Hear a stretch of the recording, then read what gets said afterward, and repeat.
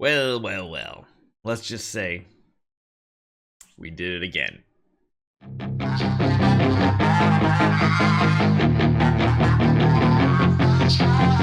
What's up, guys? Barry Gaming here, back with some more Idle Heroes, and yes, we did. We this time didn't spend anything though. As you guys know, we were at like 7,000 before we did our Soul Awakenings this week on Friday. We did get up to the 100 point mark. We did get to like the 200 point mark here. We got to rank 100 with 200 points. Want to make sure we do that right. We did all these things here. We got our rewards or sublimation chests. Still not using them just yet, but what we did do is sell off those Vesa copies, and we had just enough to purchase one for 13,000. And yes, we have our fourth A- hero now. She was a cheap one. I was gonna go originally for a Fairy Queen Vesa, but being that their prices are still in like the 30,000 range, sometimes you can find them like the low or high 20,000. It just felt like it was going to be a really long time to get there. And in reality, don't really need her when we already have an A Lord of Fear Aspen. So I figured a queen is used literally in every single game mode. And on top of that, I do eventually want to make her the main homeowner and everything and push for Sealand 30 with her just to see if we can get it done solo. We kind of got stuck at 26 previously, and Giant Killer should be a nice saver of life. But right now we have a very defensive copy. Block, control immunity, and then of course divine block strengthen. The strength of divine block is equal to 100% of your normal block strength. Is block damage reduction is effective against all types of damage. Now that's usually pretty good for a defensive copy, but I want Giant Killer. So what we're gonna do is test out our luck and hope we get lucky here. Still, we have 10 hammers this month, and if we whiff on these, that means we're gonna have to wait a total of, oh man, we don't even have any cards right now. I didn't even realize that. What are we gonna have to wait for? Starry Gem Mall. We're gonna have to wait 206 hours. 206 divided by 24 is like 9 days. So we're gonna have to wait till not this week's reset, but the week after. So fingers crossed. I'm hoping we can find a really, really good copy here. So let's start purifying. I wish we had more hammers because I would do this all day for people, but it is what it is.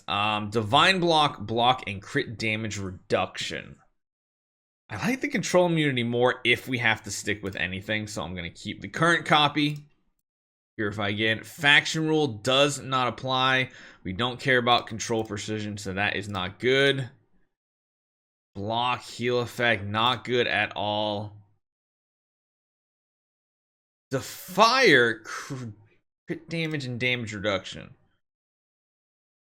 I mean, I think that's better for what I'm looking for right now, so we will save it, but I really want Giant Killer. Oh, don't do this to me, game. I'm halfway through, and we haven't even seen a single Giant Killer copy yet. We have Defire. Armor Break. Is that better? Probably not. I like the extra crit damage. Reduces dot received. No, I'm gonna skip it. Please, come on, man. Oh no. If that, oh my god, if that had crit damage, armor break, and then it had like Giant Killer, come on. Everybody's like, it's so easy to get Giant Killer on your rerolls. It's so easy. Okay, so the question is that better? And I think it is. I think it is, because Giant Killer applies more than there. So we got Giant Killer. Faction rule doesn't do anything because Transcendence Heroes don't have a faction resistance type system, so that doesn't work. It's kind of a shit copy, though. Pardon my French. Is kind of bad. Okay. A second. Okay. All right.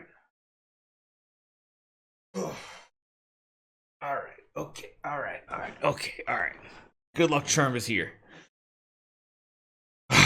Last pull, last summon, purification, whatever you want to call it.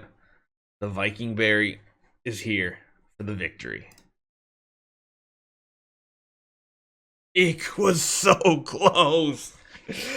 Oh, it was so close. Could you imagine that skill damage and crit chance? Holy armor is alright. The strength of holy armor equals 100% of the armor's strength. It takes effect on damage.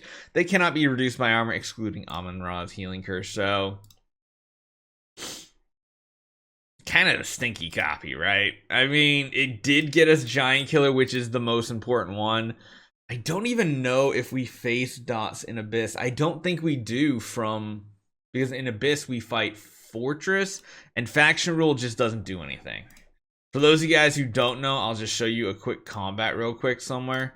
Let's just fight someone on the friends list. Yep, sure. So what Faction Rule is this faction restraint system up here. Essentially, for heroes that are not Transcendence, if and when you would normally, like even normally, when you go up against a different, like if you're an Abyss hero and you go up against a Forest hero, what that means is you're dealing 30% more damage and increases your precision by 15%. Transcendence heroes have no advantages or disadvantages, so they don't get this buff to be applied. So in reality, the craziest non-Transcendence hero copy would probably have like Faction Rule, Faction Rule, Giant Killer, Defier, and that would just be an insane amount of damage on like a normal hero, just doing normal stuff. So, I mean, it's really not that great of a copy, but for the time being, I think it'll have to do.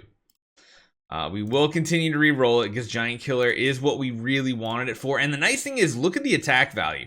6,500 basically. I don't even think I have that high on like other heroes. 6,000 on the Aspen, 6,100, 5,600. So this is like our highest attack roll too.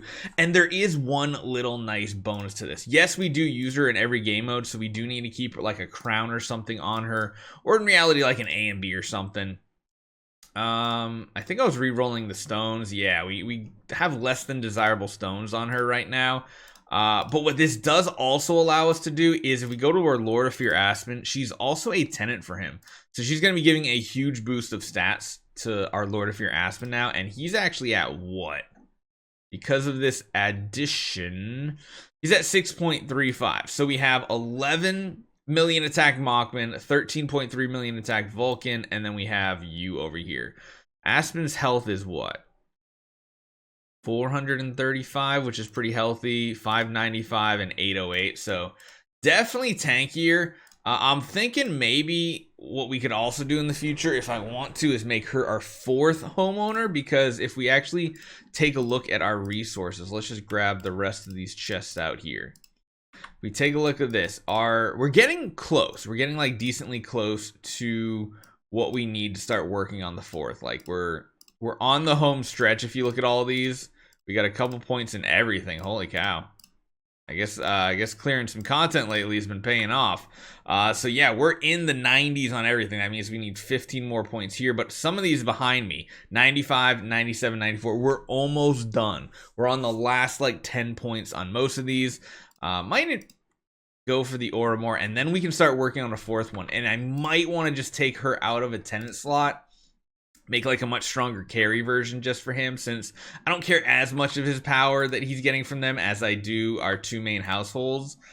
So we'll have to see. I'm not quite sure what I want to do there. And of course, we're still working on stellar shards and such. Although we're about to have another Transcendence hero come out, so we're probably going to want to do some extra stuff here too. So I don't know. You guys let me know what you want to see, but we do have our 4th.